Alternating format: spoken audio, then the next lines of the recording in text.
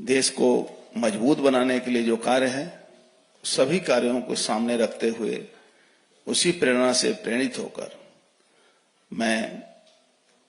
बीच में 19 में जब सांसद हुआ था, उसके बाद 21 साल में 2021 में जिस तरह से पोस्ट पोल वायलेंस के बाद पूरे बंगाल में जिस तरह से अत्याचार, जुल्म, गुंडागर्दी, राहजनी, हजारों कार्यकर्ताओं की नौकरी जिस तरह से चली गई,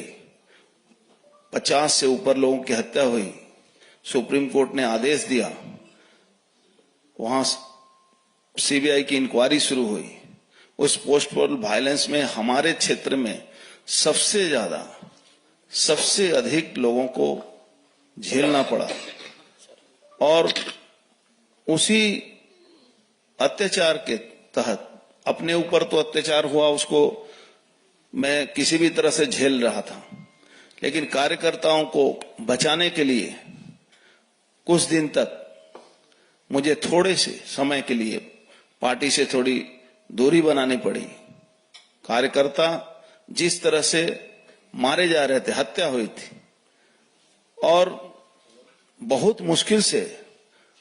उनके लिए रोजी रोटी की व्यवस्था हमारी पार्टी भी कर रही थी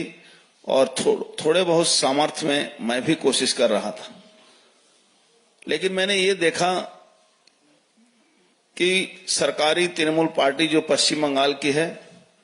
जो तृणमूल की सरकार जो वहां है, उसको कोई मतलब नहीं है। वो सिर्फ और सिर्फ पुलिस और गुंडों के बल पर अत्याचार करके शासन में बने रहना चाहती है। और उसका ताजा नमूना हम लोगों ने संदेश खाली में देखा। आपको मैं बताऊं, एक संदेश खाली नहीं, पूरा बॉर्डर इलाका से लेकर पूरे बंगाल का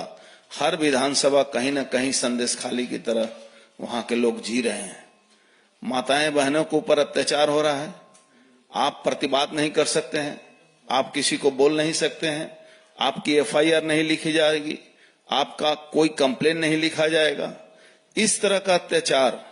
शायद ही दुनिया में, भारतवर्ष में तो छोड़ दीजिए, दुनिया में कहीं आपको देखने को नहीं मिलेगा। और भारतीय जनता पार्टी के परिवार को, जो नेतृत्व है, उनको मैं अभिनंदन करता हूं कि मैं जो थोड़े समय के लिए मैं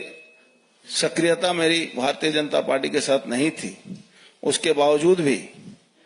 मैं जब संदेश खाली की घटना के बाद बहुत उत्तेजित होने के कारण मैं जब पार्टी से संपर्क किया कि इस तरह से चुपचाप बैठा नहीं जा सकता है हमारे लिए, हम प्रतिवाद भी नहीं कर सकते हैं, हम बोल भी नहीं सकते हैं, हम फिर से भारतीय जनता पार्टी में अपना योगदान देना चाहते हैं। अगर आपका आशीर्वाद रहे तो निश्चित रूप से नरेंद्र मोदी जी जो हमारे प्रधानमंत्री हैं, जिस तरह से पूरे भारतवर्ष को आगे ले जा रहे हैं, बंगाल में अगर इस कुशासन से मुक्ति पाना है तो एकमात्र रास्ता है हमारे प्रधानमंत्री जी, वो जितना मजबूती से इस पश्चिम बंगाल को बचाने की कोशिश कर रहे हैं और आने वाले दिन में उन्हीं के हाथ से ये बंगाल का उद्धार भी होगा और इस अत्याचारी शासन का अंत भी होगा, जहां